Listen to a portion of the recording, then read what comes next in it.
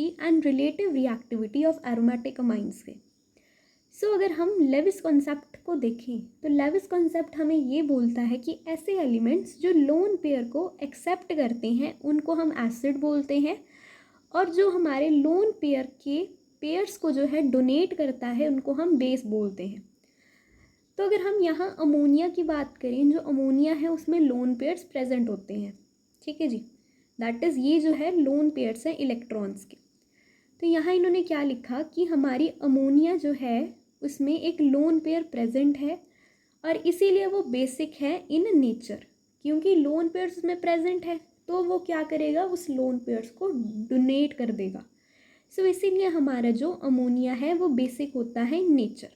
तो इसका मतलब ये है कि जितने भी हमारे अमोनिया के डेरिवेटिव्स होंगे वो भी बेसिक होंगे नेचर में, that is aliphatic as well as aromatic amines, कि हमारे जो एलिफैटिक और एरोमेटिक अमाइंस हैं वो भी जो है बेसिक होंगे इन नेचर। तो ये हमारे पास एक जर्नल स्ट्रक्चर होता है अमोनिया का। अब हमने इसमें क्या किया, जो H है ना अमोनिया का, उसको हमने रिप्लेस करवा दिया by a substituent that is R। अब हमारे जो सब्सिट्यूएंट है उसमें प्लस आई इफेक्ट भी लग सकता है और इसमें आई नेगेटिव इफेक्ट भी लग सकता है। अगर हमारा जो R है वो इलेक्ट्रॉन रिलीजिंग है, रिलीजिंग का मतलब क्या, अगर वो इलेक्ट्रॉन्स को डोनेट करने वाला है तो उसको हम डिनोट करेंगे I प्लस से। और अगर हमारा जो R ग्रुप जो है इलेक्ट्रॉन विड्रॉइंग, इलेक्ट्रॉन विड्रॉइंग का मतलब ये है कि वो अपनी तरफ जो है उन इलेक्ट्रॉन्स को खींचेगा, दैट इज एक्सेप्टिंग ग्रुप, उस पे जो है आई नेगेटिव ग्रुप जो है हम लगा देंगे। तो यहाँ ये बोला कि जो डोनेटिंग ग्रुप का मतलब ये है जो इलेक्ट्रॉन को डोनेट कर रहा है, और विड्रॉइंग ग्रुप का मतलब ये है कि वो इलेक्ट्रॉन को एक्सेप्ट कर रहा है। तो इतनी चीज़ हमने देख ली कि हमारा अमोनिया है उसमें लोन पेयर प्रेजेंट है जिसकी वजह से ये बेसिक होता है इन नेचर।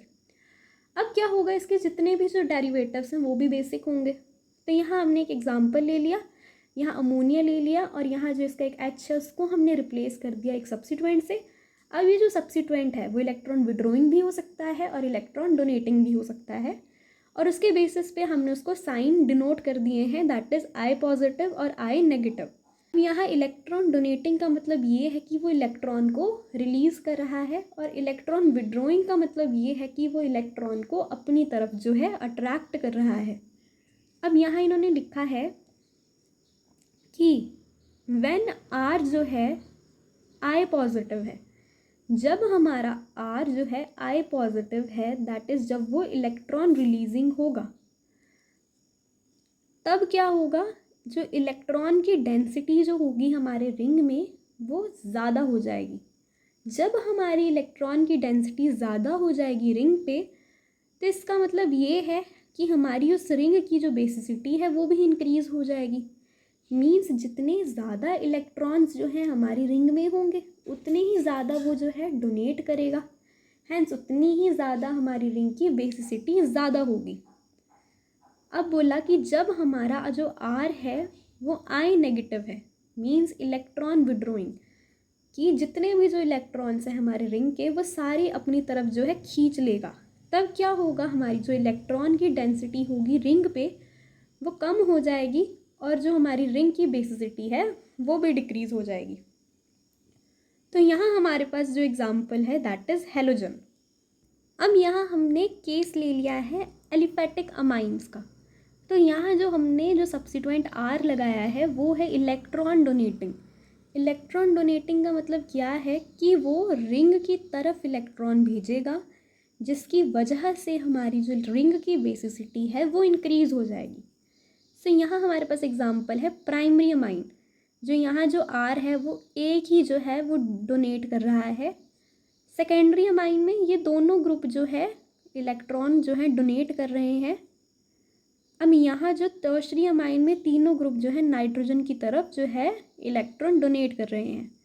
तो यहाँ इन्होंने लिखा कि it is a clear that more the electron donating group present, more will be the electron density, so more will be the basicity. तो बोला जितनी ज़्यादा इलेक्ट्रॉन डोनेटिंग ग्रुप हमारी रिंग में होंगे उतनी ही ज़्यादा जो है इलेक्ट्रॉन डेंसिटी होगी, और जितनी ज़्यादा इलेक्ट्रॉन डेंसिटी होगी हमारी रिंग में उतनी ज़्यादा बेसिसिटी होगी। अब यहाँ हमारे पास एक्सेप्शन क्या है कि अगर हम टर्शरी अमाइन की बात करें, तो ये हमने टर्शरी अमाइन ले लिया। अब टर्शरी अमाइन में क्या होगा कि 3 बल्की ग्रुप्स जो है प्रेजेंट हैं। अब जिसकी वजह से क्या होगी, स्टीरिक हिंड्रेंस जो है देखी जाएगी उनके ग्रुप्स में, जिसकी वजह से क्या होगा, हमारे जो ग्रुप्स हैं वो इलेक्ट्रॉन को डोनेट नहीं कर पाएंगे। तो यहाँ क्या लिखा, but in case of tertiary amine एक स्टीरिक हिंड्रेंस होती है which do not allow to donate, जो अलाउ नहीं करती कि इलेक्ट्रॉन्स को डोनेट करना है।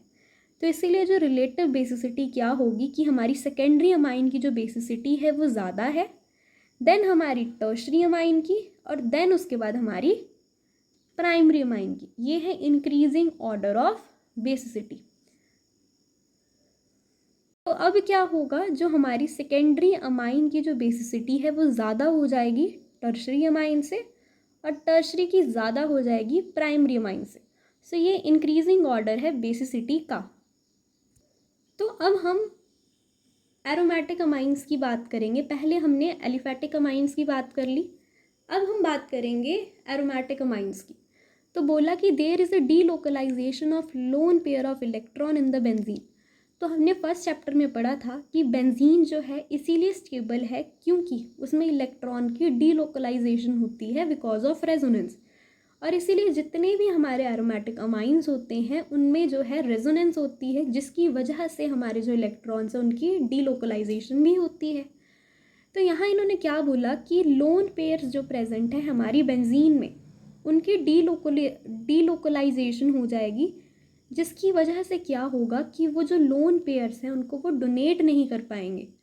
तो इसीलिए क्या है, हमारी जो एरोमेटिक अमाइंस हैं वो वीक बेस हैं as compare to aliphatic amines. अगर हम एलिफेटिक और एरोमेटिक दोनों का कंपैरिजन करें, जो हमारे एलिफेटिक अमाइंस है वो ज़्यादा बेसिक है हमारे एरोमेटिक अमाइन से। इसका रीज़न ये है कि हमारे जो एरोमेटिक अमाइंस होते हैं उनके जो लोन पेयर की डीलोकलाइजेशन हो जाती है, जिसकी वजह से हमारा जो लोन पेयर अवेलेबल ही नहीं होता, हैंस हमारा जो एरोमेटिक अमाइंस है वो वीक बेस है। यहाँ इन्होंने यही लिखा, there is a delocalisation of lone pair of electrons in the benzene ring, so it cannot donate the lone pair of electrons. Therefore aromatic amines are weak bases when compared to aliphatic amines. Therefore stable diazonium salts are formed by the aryl amine. तो अब हम बात करेंगे reduced basicity of aniline, कि हमारे जो aniline है उसकी बेसिसिटी क्यों रिड्यूस हो गई है। तो फर्स्ट रीज़न ये है कि due to delocalisation of lone pair of electron of nitrogen atom की डीलोकलाइजेशन हो रही है, इसीलिए उसकी जो बेसिसिटी है वो कम हो रही है, और ऑल्सो उसकी जो KB वैल्यू है वो भी कम है, जिसकी वजह से वो वीकली बेसिक होती है। तो यहाँ यही लिया हमने, एनिलिन लिया, यहाँ हमने एनिलिन लिया, तो डीलोकलाइजेशन होगी जिसकी वजह से लोन पेयर जो है अवेलेबल नहीं होगा, ये लोन पेयर यहाँ चला जाएगा और यहाँ हमारे पास डबल बॉन्ड आ जाएगा, hence decrease in electron density. Nitrogen atom पे जो इलेक्ट्रॉन डेंसिटी वो डिक्रीज हो जाएगी, और हैंस हमारे पास इलेक्ट्रॉन्स नहीं अवेलेबल होंगे, जिसकी वजह से हमारी रिंग की बेसिसिटी डिक्रीज हो जाएगी। सो ये हो गया हमारा रिड्यूस्ड बेसिसिटी ऑफ एनिलिन।